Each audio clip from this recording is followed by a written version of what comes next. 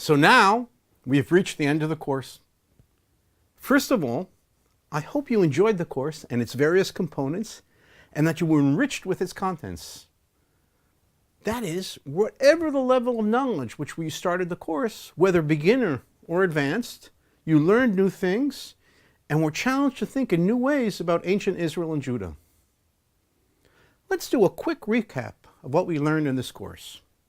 In Lesson 1, we introduced what archaeology is and what archaeologists do, and we defined what we'll learn in this course.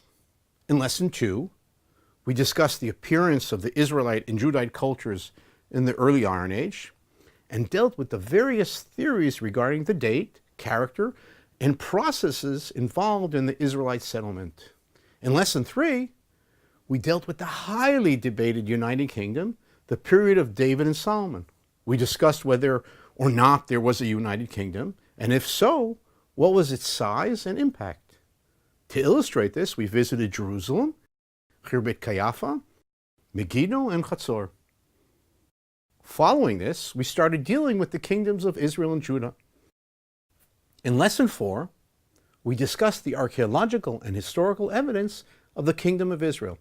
We tried to define what can be said about this kingdom and what was its relationship with the Kingdom of Judah on the one hand and other cultures and kingdoms in the surrounding regions.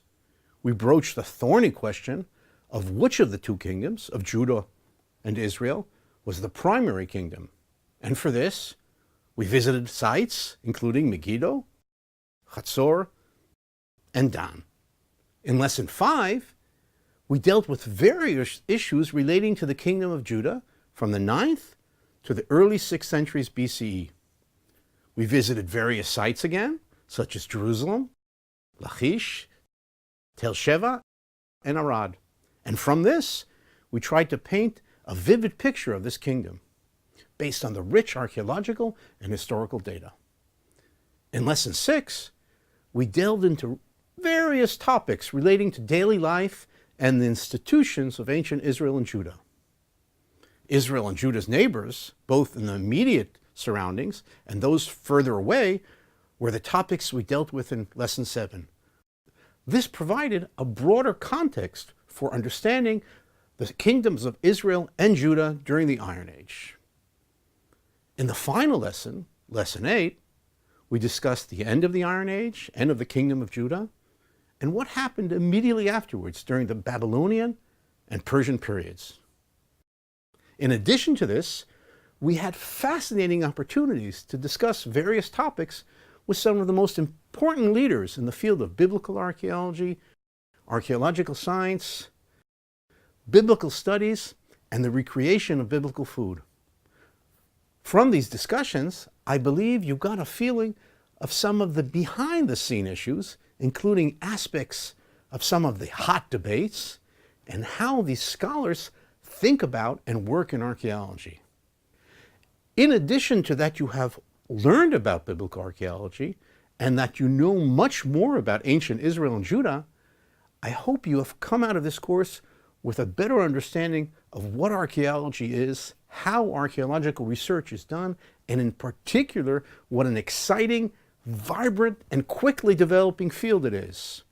I have a feeling that many of you are finishing the course with a taste for more. So, how do you go about continuing to learn and do archaeology? There are several ways. First of all, there are other MOOCs out there on topics related to archaeology in general and biblical studies and history in particular. I highly recommend that you take them. Secondly, just about wherever you are in the world, there are academic institutions where you can take courses in archaeology and in some cases in biblical archaeology and biblical studies. And finally, the best way to expand your knowledge in archaeology is through hands-on experience in the field. Throughout the world, there are many archaeological excavations that would be happy to accept volunteers. This is so for sure in many of your home countries. But if you're interested in expanding your knowledge and experience in biblical archaeology, then do try and join an excavation in Israel or one of the surrounding countries in which finds from biblical related periods are being excavated. And for this, let me extend to you my personal invitation to join the team at the es-Safi God excavations. You've already seen quite a lot about this excavation in the course, so now it's time to get to know this personally. So, sign up for the coming season, get your hands and knees dirty, and dig into the actual remains of biblical periods and cultures. I promise you that it will be an experience of your lifetime, something that you will tell your kids and grandkids for many years. To sign up for the team, go to the es-Safi God website for the online application. I hope to see you on the team this summer. So in closing, once again, thanks for joining me on this fascinating journey into biblical archaeology. I do hope that you have been bitten by the bug and will continue to delve deeper into this fascinating topic in the future. And if I may add, I had a blast working on this course. First of all, it was a lot of fun talking about subjects that I love, but from a different angle. Second, it was great to meet such a large community of students, even if digitally, from all over the world. More than once, your comments made my day. And finally, the course made me think afresh about many issues, which was enjoyable and at times challenging. Overall, I had a ball. Shalom and lehitraot. Goodbye, and hope to see you again. And as we archaeologists like to say, dig we must.